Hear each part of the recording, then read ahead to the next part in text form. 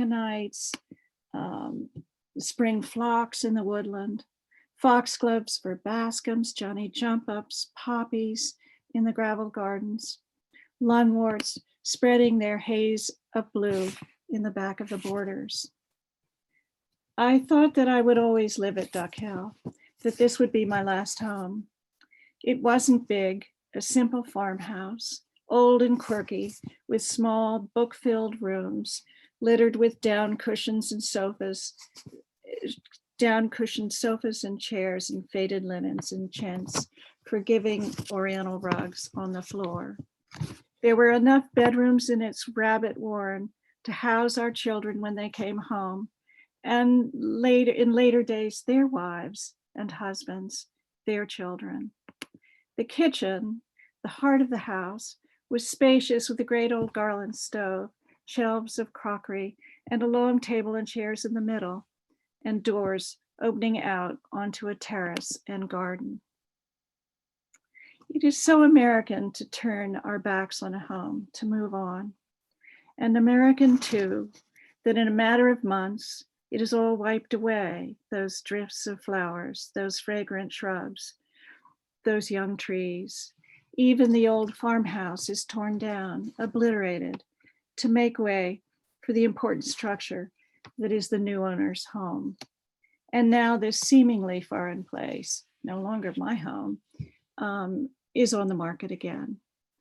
So everybody says, well, why did you do it? Why did you leave this rather wonderful place that you loved? And the answer is a couple of reasons. Finances for one. Duck Hill's in North Salem, New York, which is Westchester County, and the taxes were high. And if we were going to be honest with each other, we had to admit that the garden was getting to be too much for us. Bosco had, my husband, Bosco, who many of you know, had just turned 80. And I certainly was no spring chicken. And it was 3 acres of intensive planting. I was stricken for the first few weeks after we made the decision to move. But slowly, glimmers of excitement, stirrings of excitement started inside me. And I dreamt of another farmhouse, a meadow, something I wanted badly, a meadow, an apple orchard. Bosco, meanwhile, dreamt of a Victorian with those high ceilings and impossibly steep staircases. So I knew it was going to be a compromise. We had decided to look for a home in northwestern Connecticut. I had first started coming up here in the late 60s, I think was my first time. I came to see Link and Timmy Foster's extraordinary garden. I knew their wonderful book on rock gardening. And that was one of my first journeys up to this area. We're actually right here in Falls Village. In the late 80s and 90s, I made a pilgrimage every year to visit with the wonderful Frederick McGurty and his wife, Marianne. Again, I knew Fred McGurty because of his book on perennials. And over the years, we became great friends, and I would go and have lunch with them and then return home with a car just packed with perennials from their wonderful nursery in there by their garage. We also, both Bosco and I had decided we wanted to move to New England, not to Florida. And there was something about northwestern Connecticut with its openness and its rolling countryside, this pastoral countryside and the wonderful foothills of the Berkshires that sang to us. We had a number of friends here already, And so it just seemed like the right place to move. So we searched and we searched and we searched. And we finally landed on not an old farmhouse or a Victorian. We ended up buying a Methodist church or Methodist meeting house, the first Methodist church in New England, built in 1793 here in Falls Village. The reason that we decided to buy this place, this church, was this. This was the view from the front door of the house. A view of fields, meadows, a view of woods, some wonderful trees, and those Berkshire foothills, Cobble Hill, Canaan Mountain in the distance. Well, having fallen in love with this piece of land, 17 acres, we went home scratching our head because the house, the living room in the house was a narrow galley. There was no real fireplace.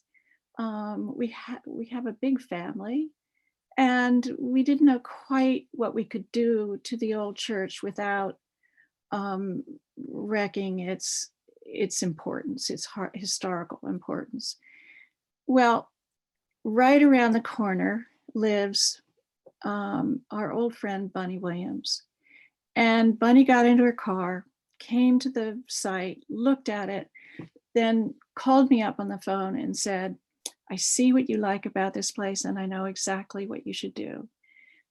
She said, make that old narrow living room into your bedroom, and in the back of the house, on access with the front door, add on a living room and fireplace.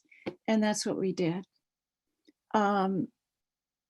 We used an architect, fairly local. He's in Washington, Connecticut, named Peter Talbot. We knew Peter because years earlier, when Bosco and I first got married, he had built us at Duck Hill this structure, this one-room building with a high ceiling. And that's where Bosco spent much of his days. We called it the Boscotel. And the new living room was very much, very, very similar to that, with these wonderful long windows facing all around. So the place is flooded with light. And then those clerestory windows up above that seem to, I see them a lot in these old houses around New England. There were a couple of small rooms or really hallways between the old church and the new living room, and that's where I have my library. Well, we moved in a year after we moved up here, when all the construction was done. And that first spring, I took this picture from the front of the house, and I posted it on Instagram. And one of my followers on Instagram, who obviously knew Duck Hill, commented. She said, "Oh, Paige, I can't wait to see what you're going to do with this." And I was horrified. Not at her, but just at the notion, because no, I wasn't going to do anything with this. I left it just the way it was. It was in complete contrast to what we had at Duck Hill. It was one of the things we loved about the new place, which we call Church House, is that it is really set fairly high up in fields, and you have this tremendous sense of space and sky and sunlight, and it's in complete contrast to Duck Hill, where a necklace of hedged garden rooms contained the house, and kind of confined it, gave it a closed kind of intimacy. I thought somehow that would be all wrong at our new place. What I had in mind instead was open and relaxed gardens that where I would plant a number of meadow denizens that wave and sway in the wind, and that you could see through. So there was a certain transparency. So you looked through the flowers to the fields, and you had this connection to the wildness. We inherited a small garden in front of the house, or we inherited the remains of it. It was a garden that Nancy McCabe, the garden designer Nancy McCabe, had made 20 years ago for the then owner of the house. And what remained was this stone wall that you see here, and two wonderful shad trees, or serviceberries, one of my favorite native flowering trees, and lots of peonies, because of course peonies live forever. But the rest of the garden was pretty much gone. And I'm not sure I would have put a flower garden smack in front of the house, but since the bones of it were here, I decided to go ahead and play with it. And so I added, as you see, catmints and pinks and baptisia. I put a gravel path right in the middle of that front garden, and planted Amsonias and ironweeds, and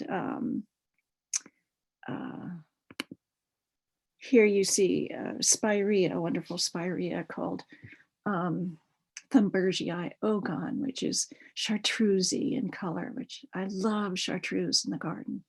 And next to it, an aster, October skies, and veronicastrum, and of course mullions. I have a weakness for mullions. And so the garden took on a relaxed and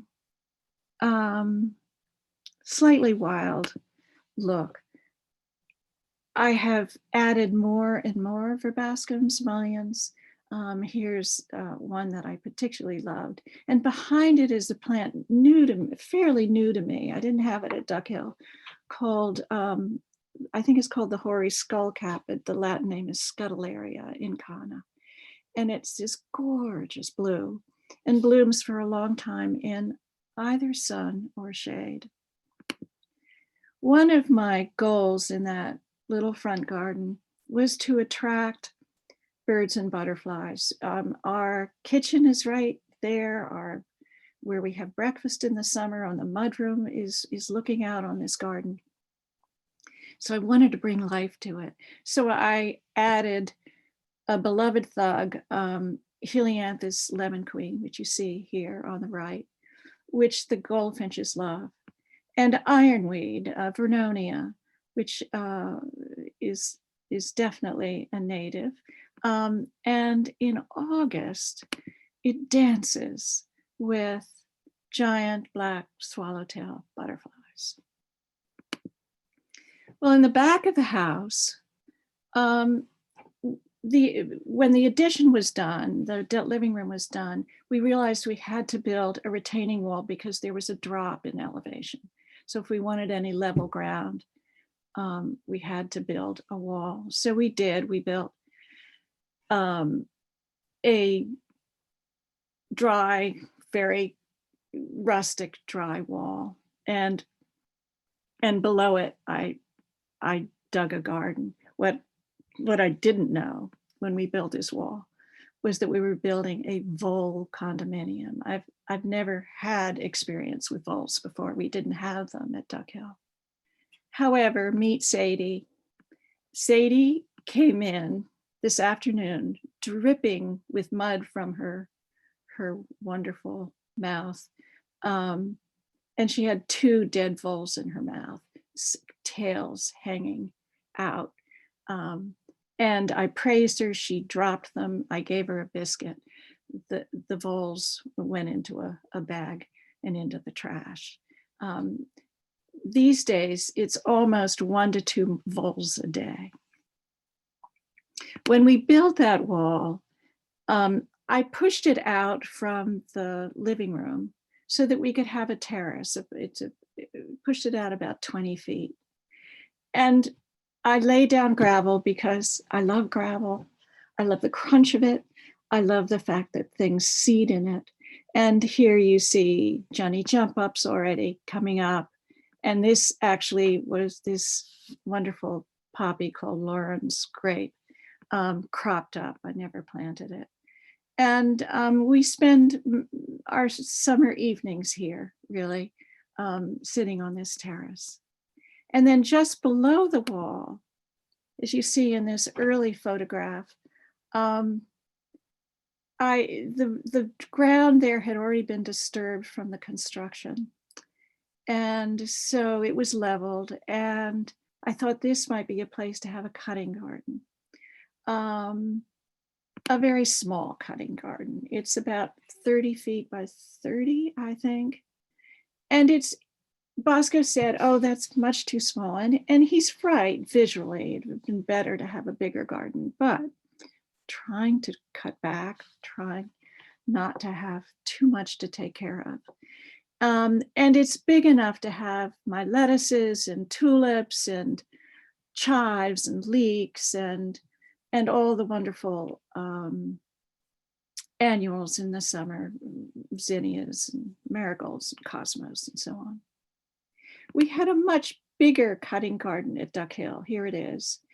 It was centered or based around a Greek Revival chicken house that a dear friend of ours had designed, and then we had built.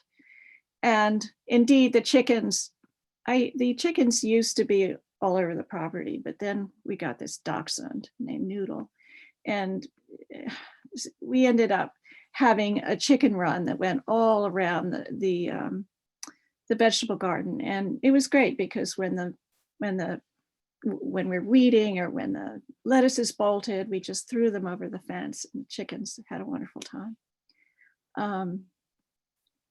This garden was about, I would say, 70 feet or 80 feet square, something like that, much bigger.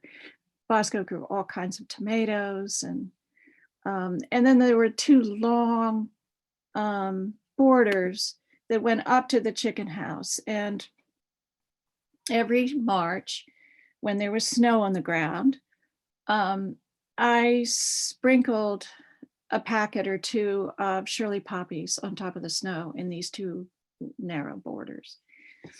And sure enough, by June, it looked like this, these lovely crepe papery, fragile, dancing flowers that make me happy. Well, I couldn't have anything that dramatic at our new place, in our new cutting garden, but I do every March, so soon. If we have a snow, I sprinkle more Shirley poppies.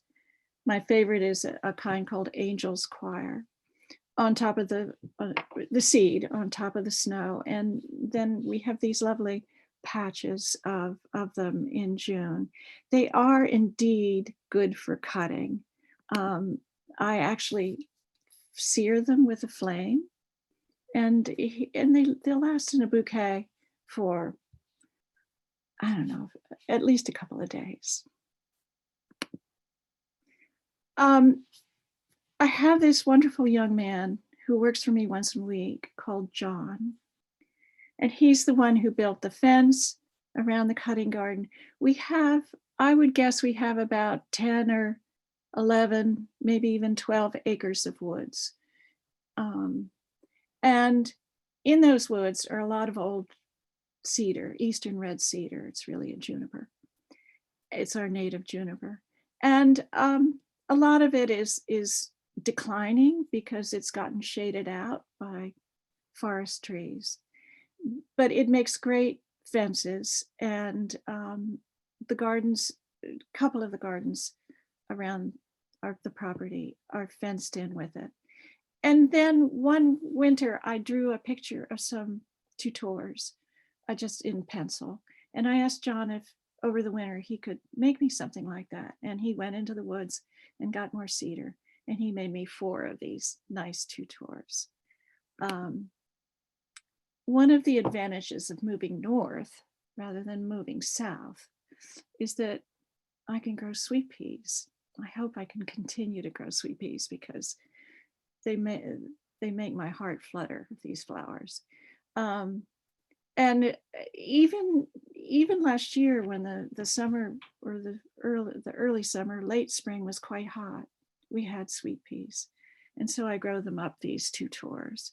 And then later, when the sweet peas are over, I grow things like scarlet runner bean or copia, anything that appeals to me that I know will be there all summer and maybe even attract some butterflies. And by that time, the garden is fairly wild with cosmos and zinnias and the like.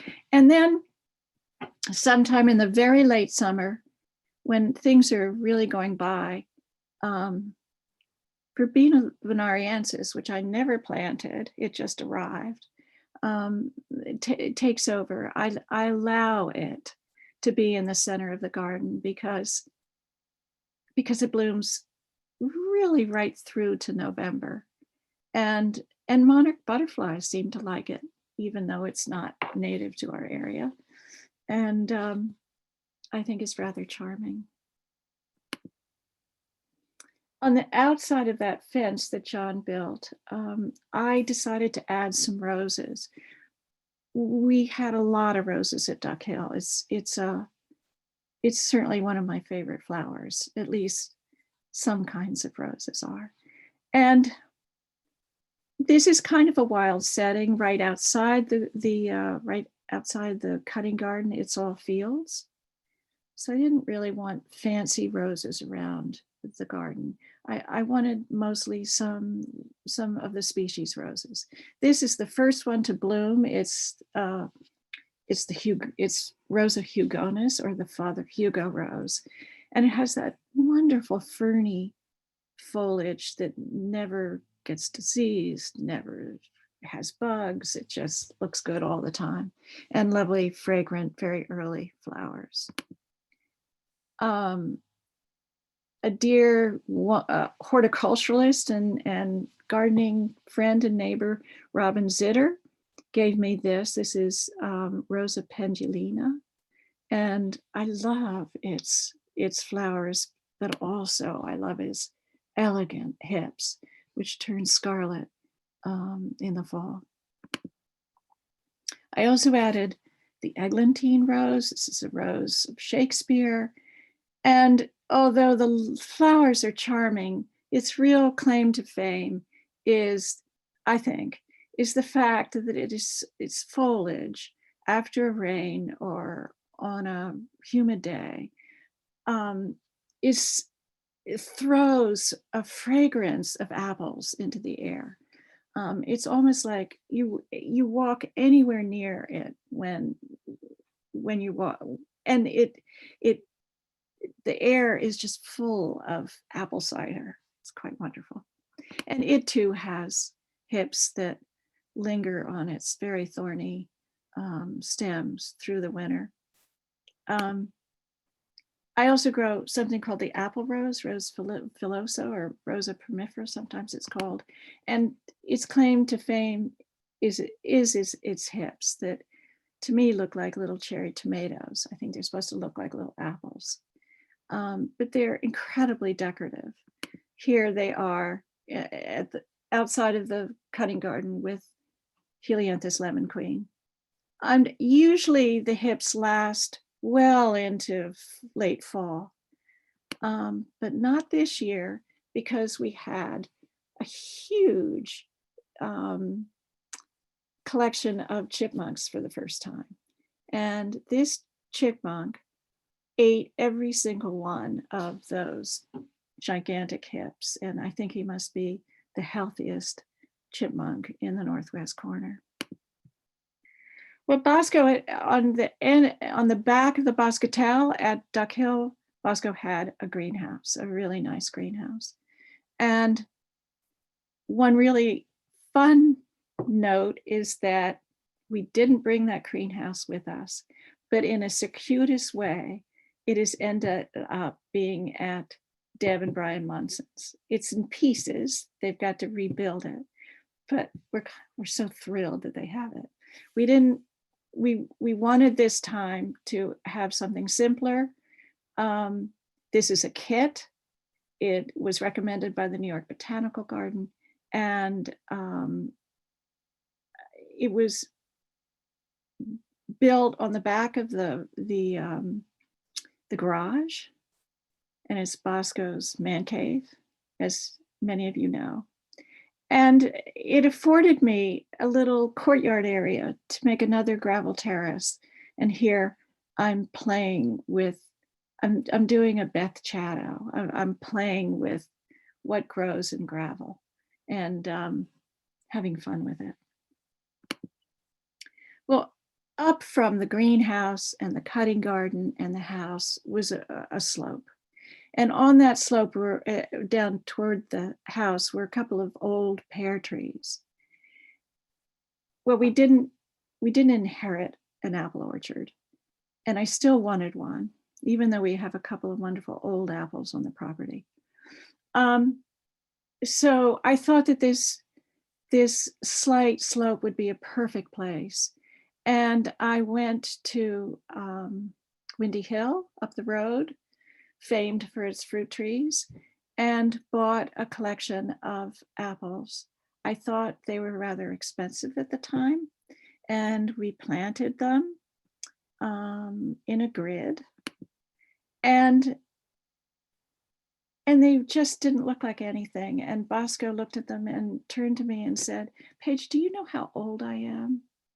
And I realized that I'm so used to, as a gardener, starting small, starting little, and watching things grow. That's what I've done all my life. Things that are small are cheaper. They catch on faster anyway. But I regretted when Bosco said that I had not gotten bigger apple trees.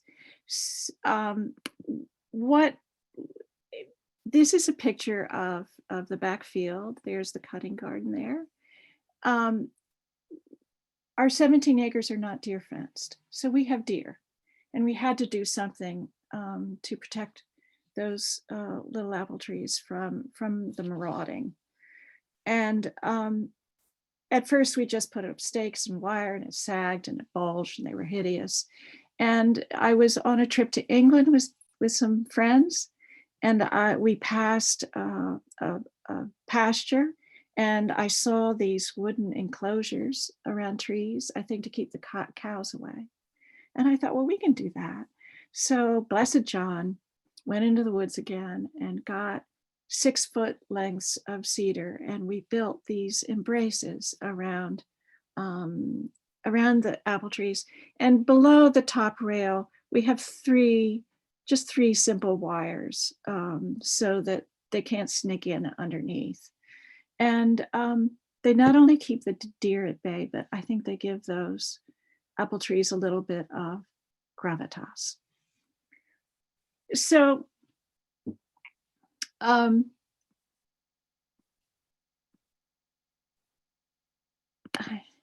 yes, I wasn't sure. When we came to Falls Village, when we came to Church House, there were some wonderful fields, and I was so thrilled.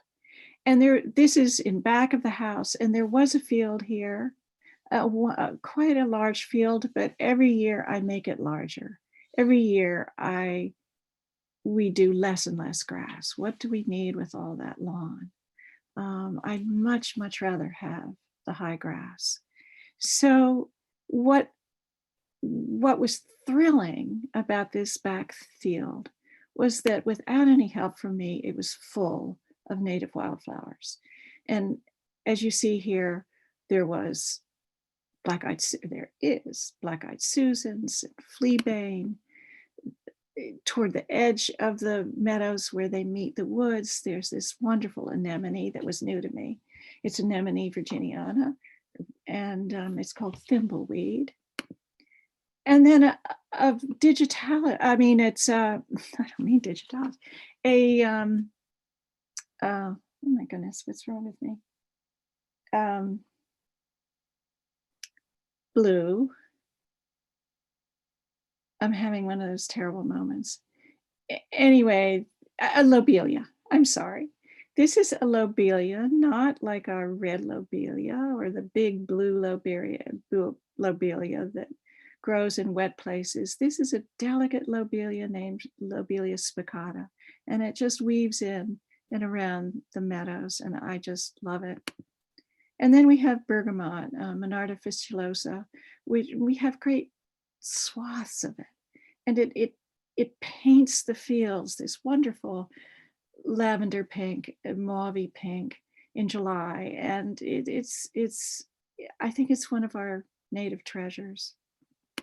I've allowed milkweed to crop up at the edge of these fields, not only for the monarchs, the monarch butterflies who depend on it, but also for its flowers. They just throw fragrance into the air, and if you walk anywhere near it, you're blessed with this sweetness. Well, as wonderful as the flowers are in the fields, to me, I think that the native grasses are the essence of the fields. This is little blue stem. Little blue stems likes it high and dry and poor soil, and boy, do we have that. We're on limestone here, and it's rocky and very dry up here near the house. And these swaths of little blue stem turn this beautiful tawny color in the fall. We also have Indian grass, Sargastrum, which is taller and waves and is fun to walk through.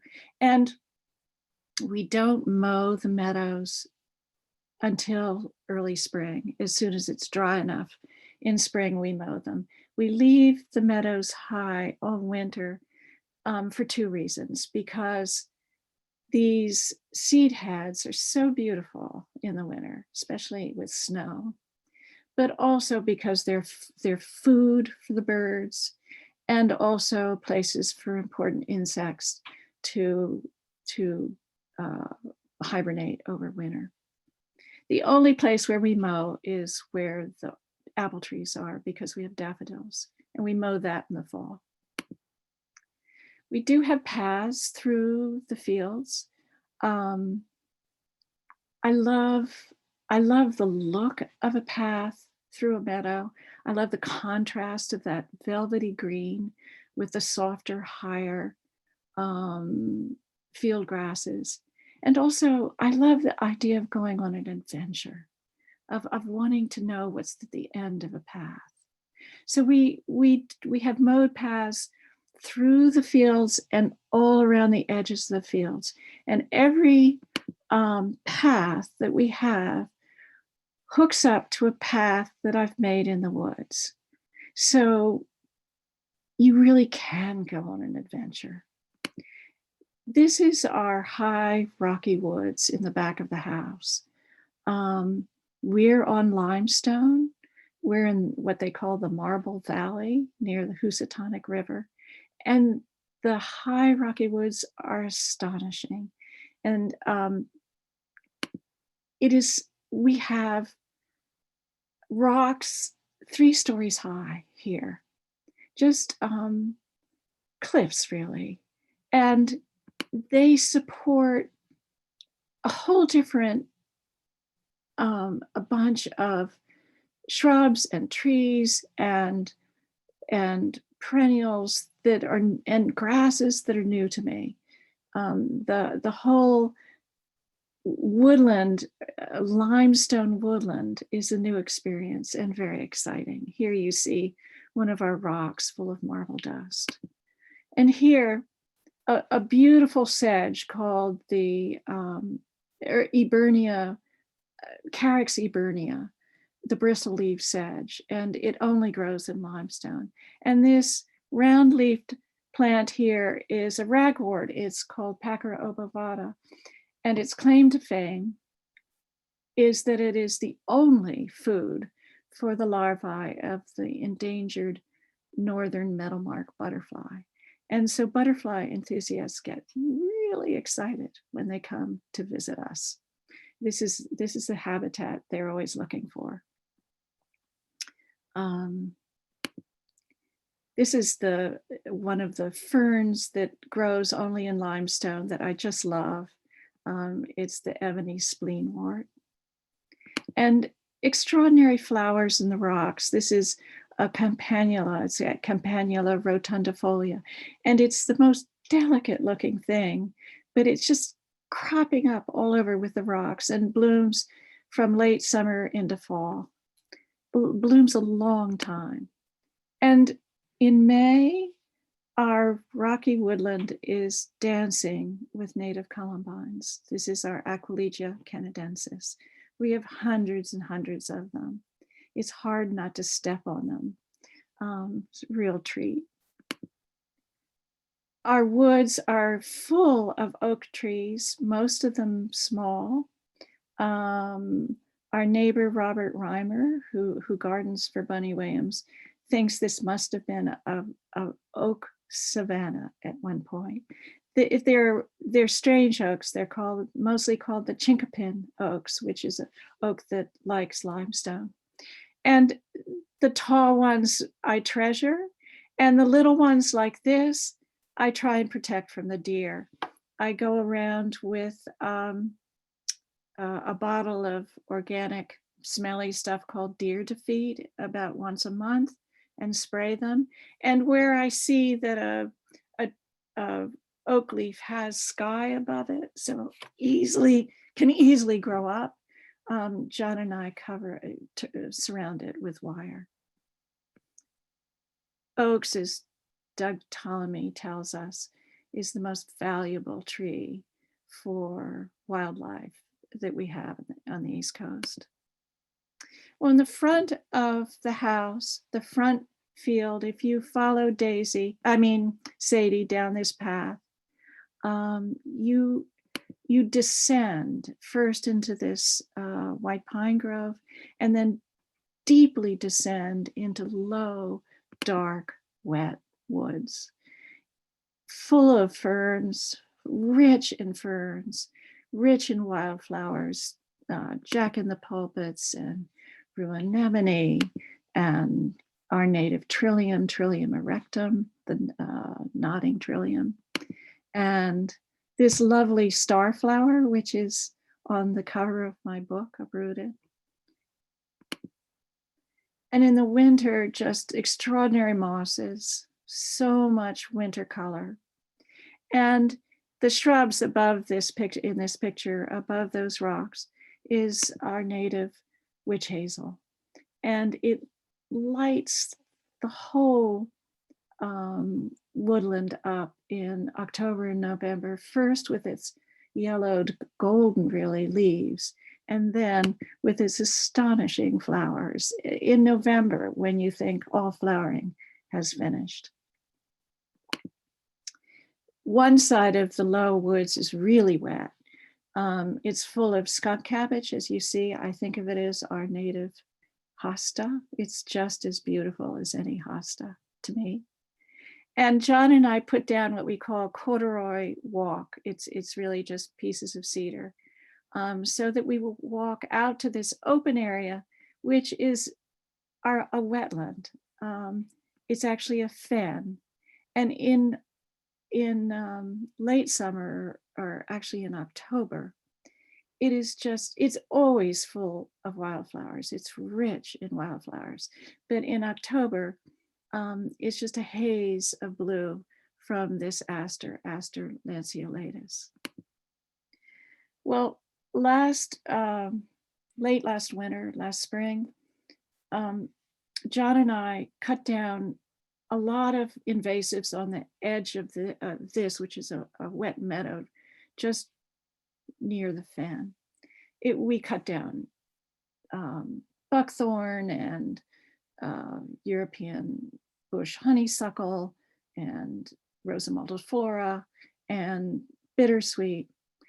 And what happened was, in its place, the natives that we left just flourished. And so what you see here is Cornus racemosa, the gray dogwood, and viburnums, the nannyberry, and the cedars that are native here.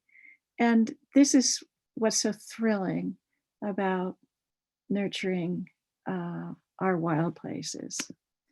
This is an example. This is a picture I took when we first moved to Church House, and this is the low woods. And it was just, the understory was just a tangle of bittersweet, honeysuckle, and buckthorn.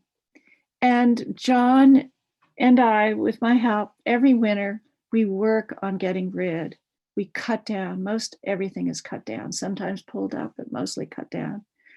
And this is what that same place looks like now. And the understory that you see here is prickly ash, which is a native understory shrub that likes limestone. And its claim to fame is it is what the larvae like to eat of the giant black swallow-tailed butterfly. And also witch hazel. That's what is in here. We got rid of all the invasives. Well, what were we going to do with all this stuff we were cutting down? We're deep down in the woods, and we don't have a chipper. So I suggested to John that we make brush piles, and he did, and he has. And we have brush piles here and there all over the woods. And I think they're quite beautiful. Sometimes they look like beaver houses to me, other times like land art. But what I know is that they are wonderful habitats.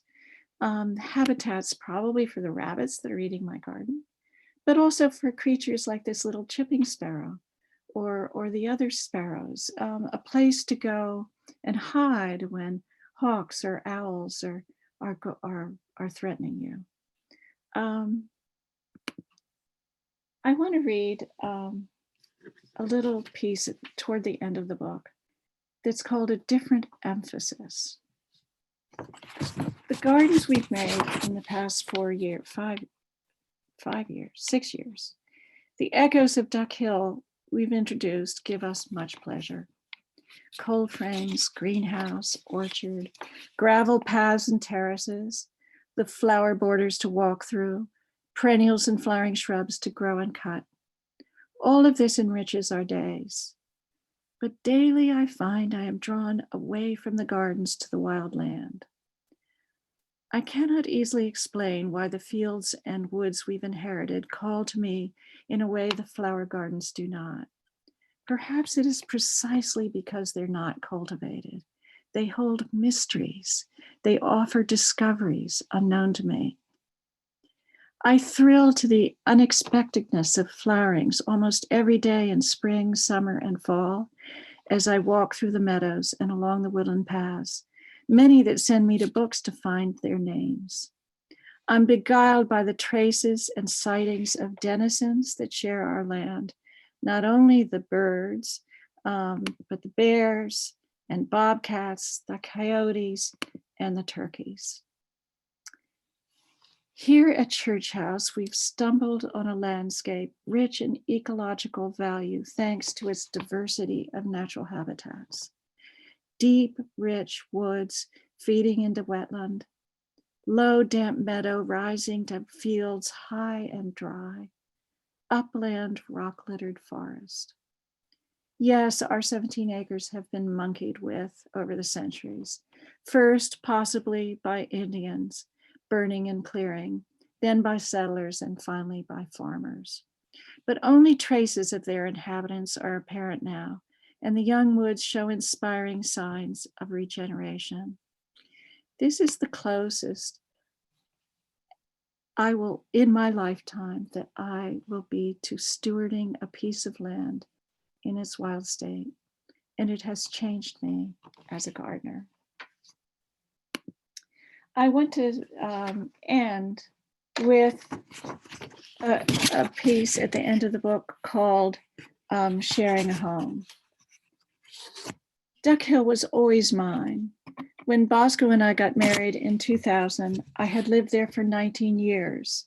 The gardens were established, the boxwoods shoulders high, the flowers in satisfying drifts.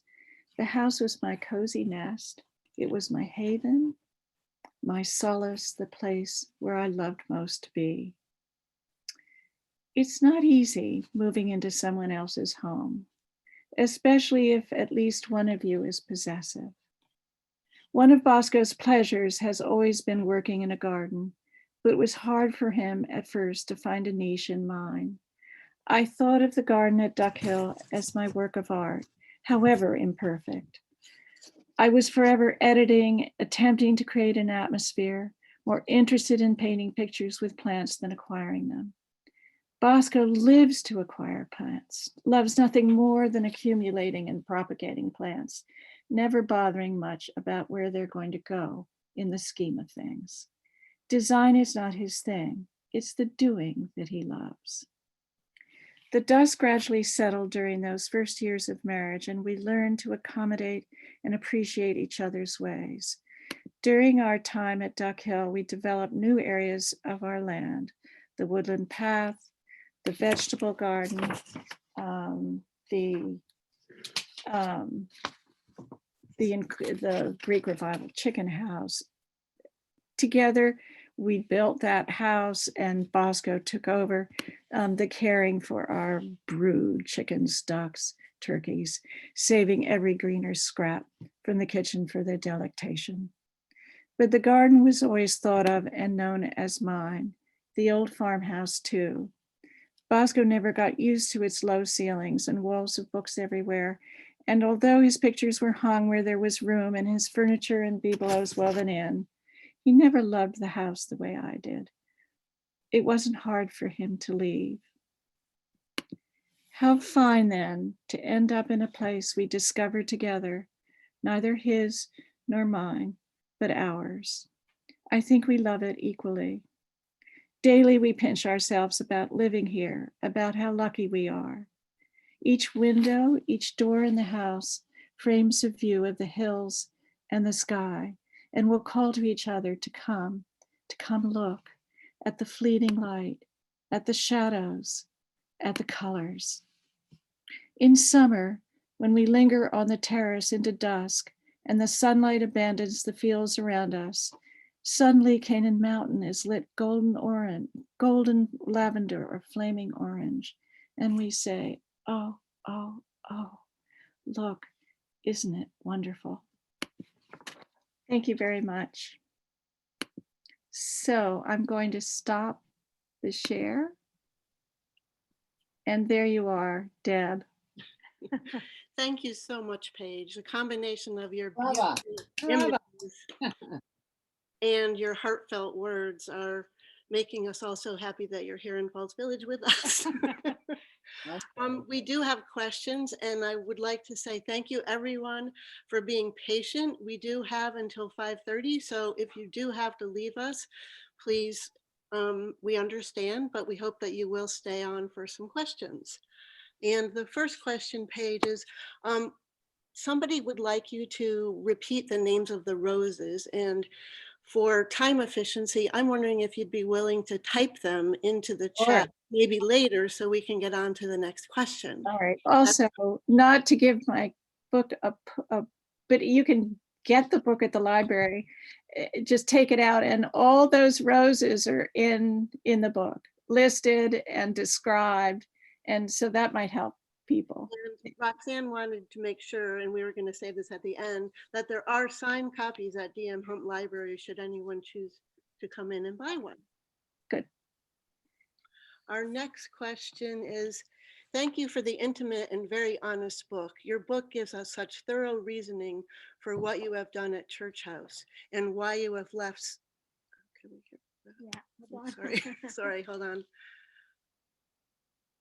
And why you've left some things alone. Is there anything you've done that you've changed your mind about and might undo? And what are you planning to add next, if anything? Yes, yes, yes. There. Oh, I mean, I miss so many things that we had at, mostly shrubs that we had at Duck Hill when we first came here, and I started planting them like crazy. And some of them are very garden-esque, and I put them up closer to the woods, and I'm unhappy about that because they look out of place, and I don't feel anymore that I absolutely have to have them.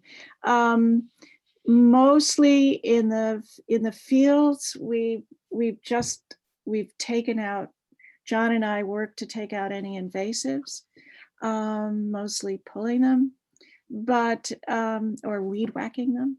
But right around the cutting garden, I have added a few I've added plugs of a few natives, like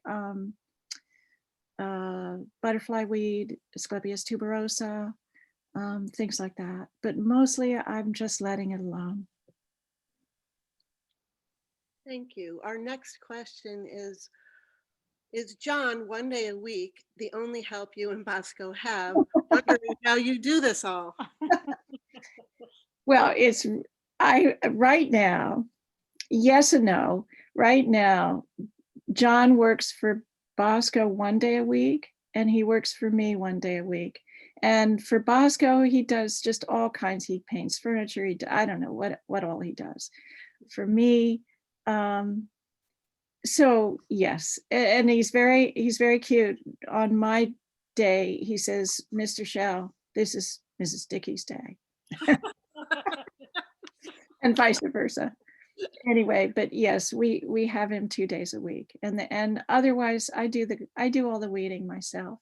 Bosco helps a little bit, but I enjoy doing that. Back to the chickens. Must you age chicken manure for a year? And can you make Yes. chicken manure tea and use? Yeah, I think chicken shit is very hot, and you want to age it for a year before you use it. But we had the most magnificent peonies growing right at the edge of the chicken runs, and I'm sure it's because of all that manure. So you can add it to the compost. We did As at long as Duck you Hill. That's what we did, yeah, and horse manure for that matter. Mhm. Are there many flowers whose seeds can just be sprinkled on top of the snow, take root, and result in a glorious border like the one you showed? Which ones? I know all the poppies. I think there are a lot of seeds that you can sprinkle either in the fall or the early spring, whether there's snow or not. I mean, I do it in the gravel. What about you? Don't you think so, Deb? Yes, and I think for those who are wondering, it's best to look for those annuals that are called hardy annuals, that Right, if they go to right, seed in the fall, right. You don't want to be throwing zinnias down right now or nasturtiums; they just die. right. But hardy things. Well, I don't know why the poppies do so well, but they do. Mhm. Yeah, just try it. A pack of seeds is worth a try. Really worth a try. Um, Thank you for an excellent book. Oops. Question. Catherine Herman is asking something. One of the themes of your effort is your effort to prioritize native plants in your landscape. Based on that experience, which native shrubs do you think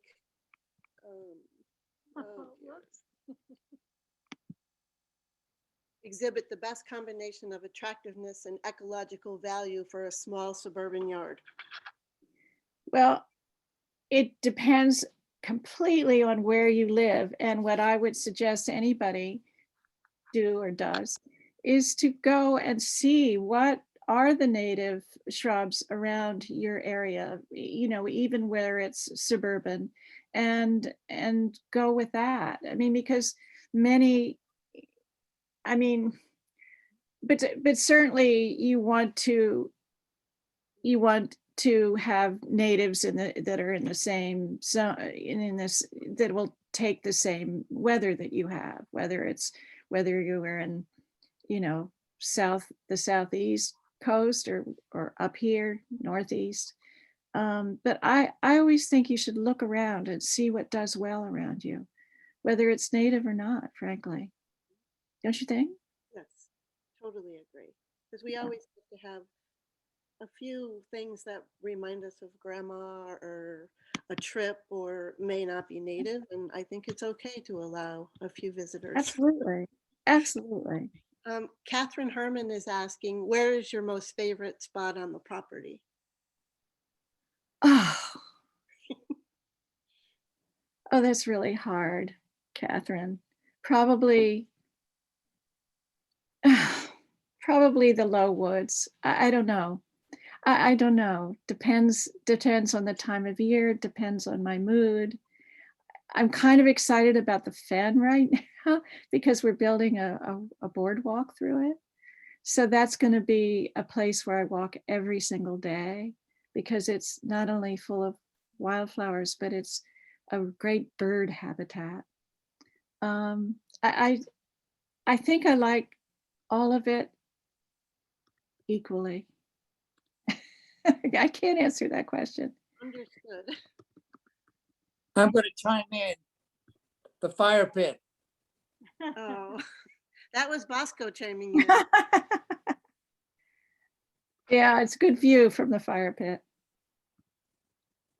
Okay, that's answered that. Are the brush houses made from the invasive species cuttings? Yeah, they're things we've chopped down. Mhm. Yeah, but they're not going to root. They're just there.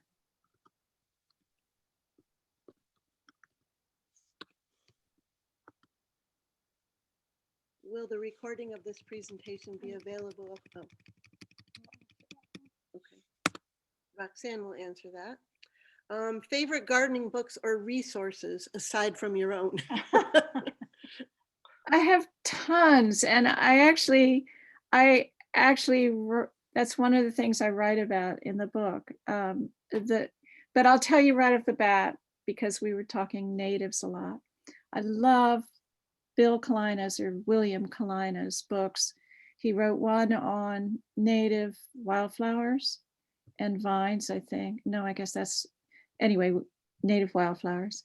And then one on shrubs and native shrubs, trees, and vines. And they are Bibles of mine. He described, do you agree? Obviously agree, Deb. They are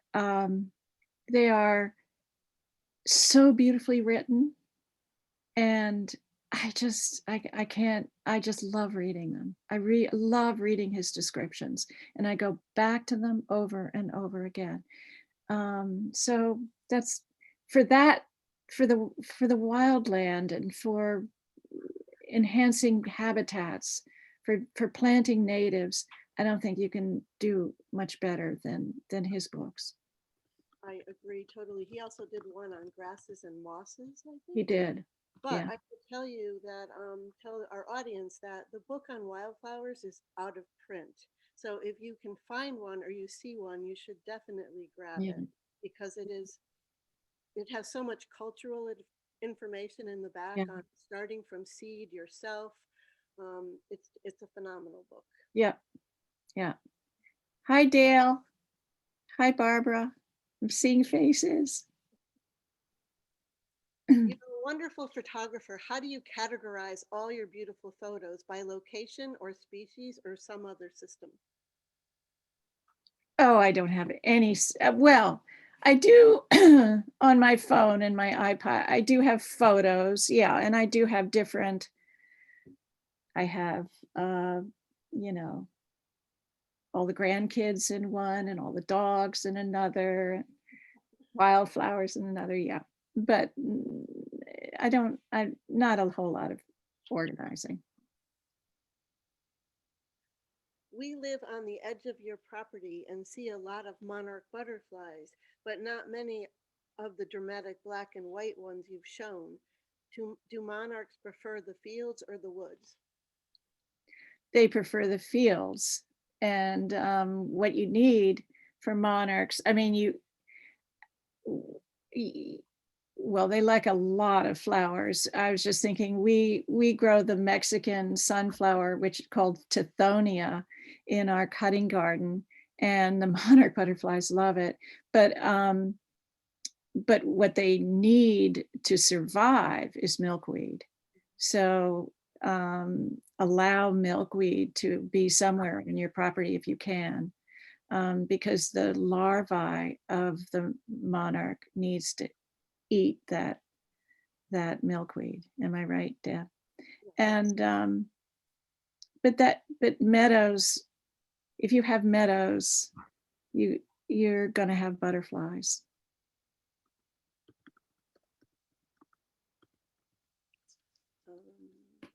What is the name of your favorite poppy seeds?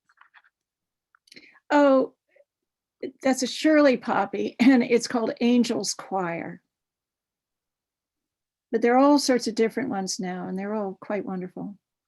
And then, of course, there's the opium poppies too, which are much bigger and splashier and have very fleshy leaves.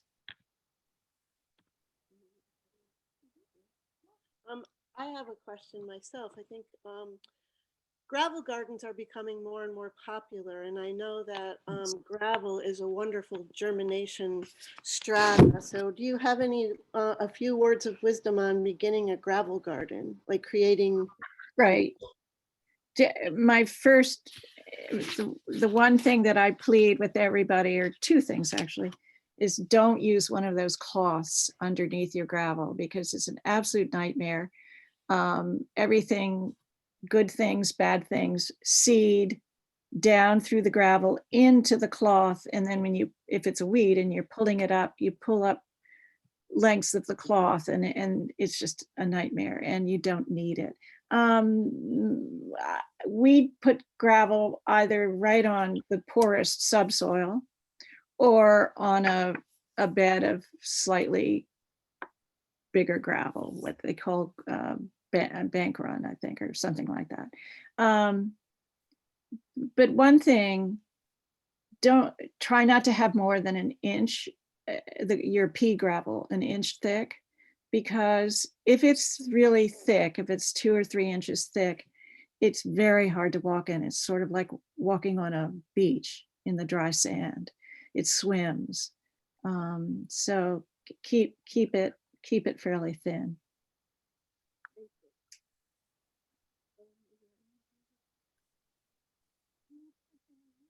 I think I'm going to turn this over to Roxanne.